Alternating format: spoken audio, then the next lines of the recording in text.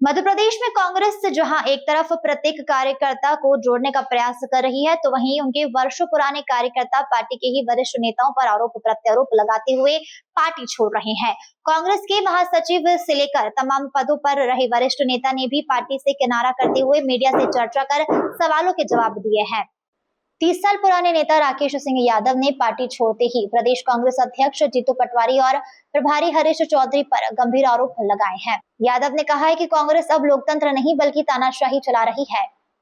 सच बोलने वालों को नोटिस देकर चुप कराया जा रहा है, जबकि संगठन कुछ नेताओं की मनमर्जी से संचालित की जा रही है।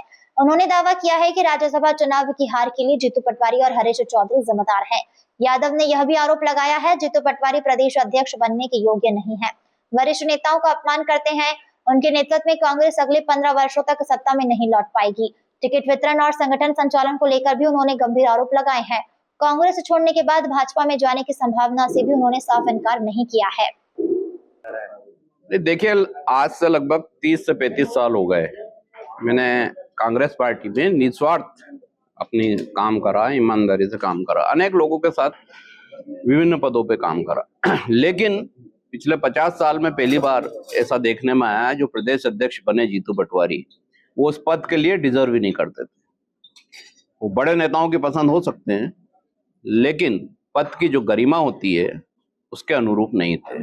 फिर भी हम जैसे अनेक लोगों ने ये स्वीकार करा कि नहीं, काम करते करते सीख जाएंगे। हाल ही में अभी 2 दिन पहले एक पत्र जारी हुआ प्रदेश कांग्रेस से कि कोई भी डिबेट में भाग नहीं लेगा, कोई भी अपनी अभिव्यक्ति नहीं देगा, 3 दिन का मौन सत्याग्रह करेंगे। किस बात का मौन सत्याग्रह?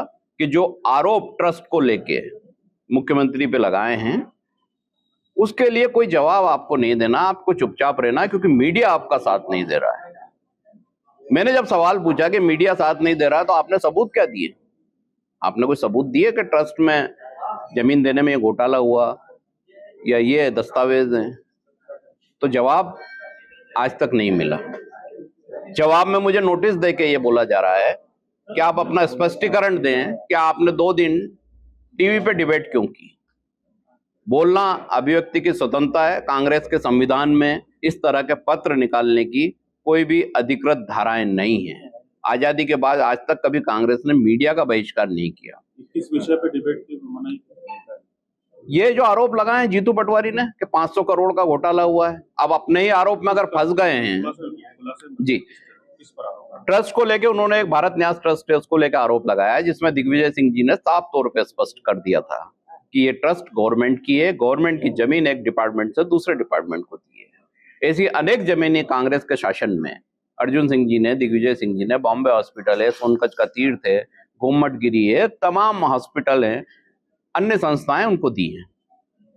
सरकार जनता के लिए होती है, जनता को, समाज को जमीन 1 रुपए में दिखाने के लिए देती है, लेकिन वो निःशुल्क ही देती है।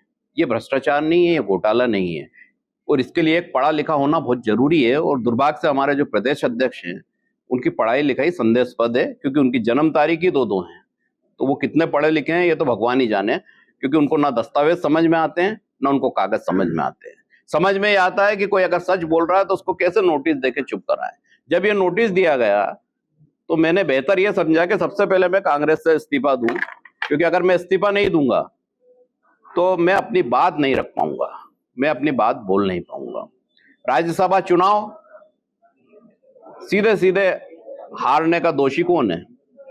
जीतू पटवारी, हरीश चौधरी। हरीश चौधरी कौन है? जिसने पंजाब में टिकट बेचे।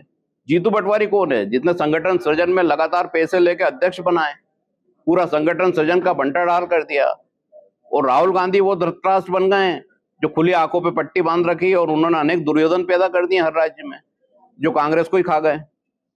जो कांग्रेस की हित बात करता है वो उस नेता को सबसे पहले खा जाते हैं।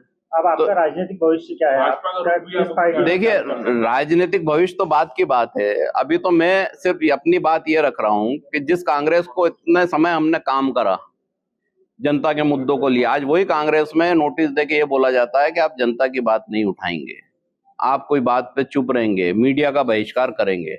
तो अब आप ही बताइए, आप मीडिया से जुड़े लोग हैं, क्या मीडिया का बहिष्कार करना उचित था? क्या आप अपनी बात रखने तथ्यों सहित नहीं जा सकते थे? आपने जो आरोप दिल्ली जाके लगाए उसके एक भी दस्तावेज आप प्रस्तुत कर पाए? नहीं कर पाए तो आपको मुख्यमंत्री से माफी मांग लेना थी, मामला खत्म हो जाता। लेकिन इस तरह के पत्र जारी करके अहंकार प्रदर्शित करना यह दर्शाता है कि जीतू पटवारी इस पद के योग्य नहीं थे, लेकिन लेन देन करके बन गए। किसी को डिफेंडर दे दी, किसी को पैसा दे दिया, जमीनों की दलाली करते हैं, सबको पता है, ये कोई नई चीज नहीं है। किसको डिफेंडर दी? जी, आपके हिसाब से बेहतर विकल्प क्या है? मैं तो अब जब इस्तीफा दे चुका हूँ तो अब तो बेहतर विकल्प बताने का उद्देश्य खत्म हो गया। किसने किसको डिफेंडर? हरीश चौधरी ले गए ना, एक डिफेंडर लेके कई पद बांटे जीतू पटवारी से। जीतू पटवारी को बचाने क्यों आते हैं?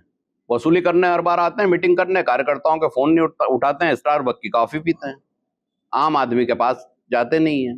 और ऐसे लोग अगर कांग्रेस में बने हैं तो आप क्या उम्मीद करते हैं 15-20 साल कांग्रेस मध्य प्रदेश में लौट के नहीं आएगी?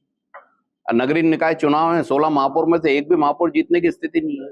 राकेश, आपको क्या लग रहा है जो 500 करोड़ घोटाले का जो मामला था, इसमें कांग्रेस के पास क्या कोई सबूत नहीं थे, इसलिए सबको बोला गया बंद रखने के लिए? निश्चित तौर पे जो आरोप है वो मनगढ़ंत था।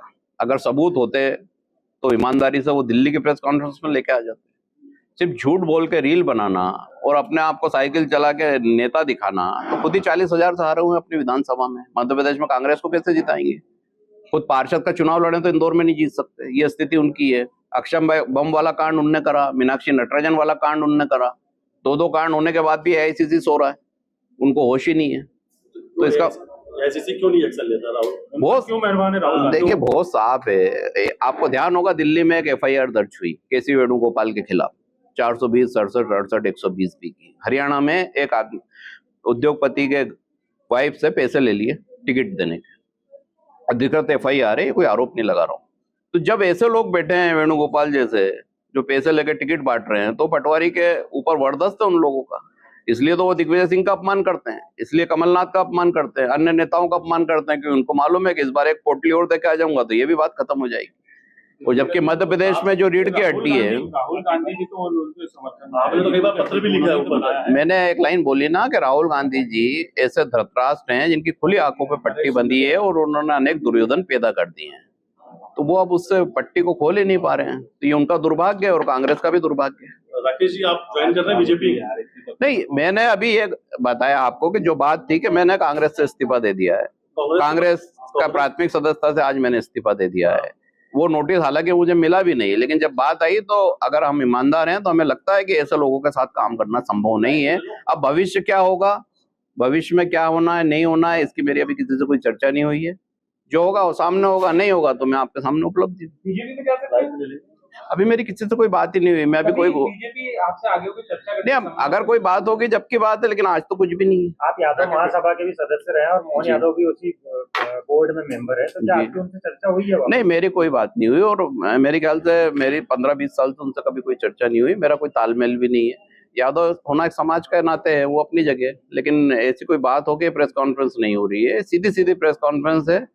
अब इसके बाद क्या होगा ये भविष्य में जो भी तय होगा वो तय करेंगे।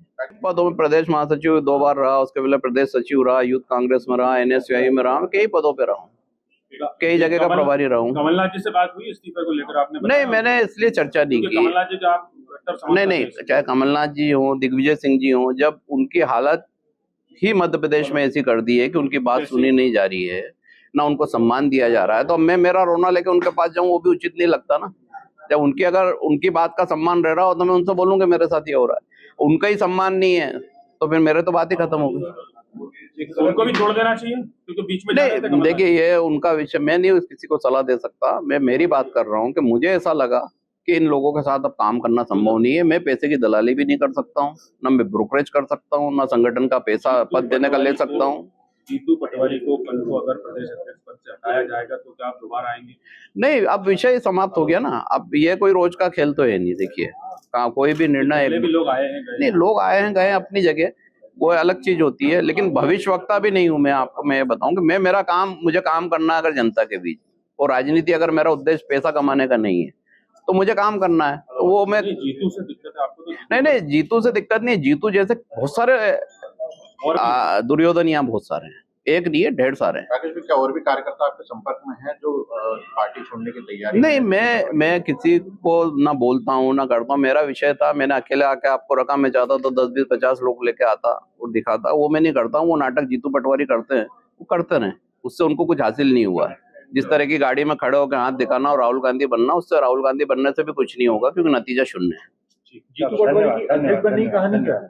अगर देखा जाए तो पैसा और क्या कहानी है, डिजर्व तो करते नहीं ना, तो पैसा देके ही बने ना, बस पैसे के सिवा क्या कहानी हो सकती है, सबको मालूम है। आप मेरे मुंह से सुनना चाहते हैं तो वो भी सच है, मैं पहले बोल नहीं सकता था, आप खुल के बता दिया जाए।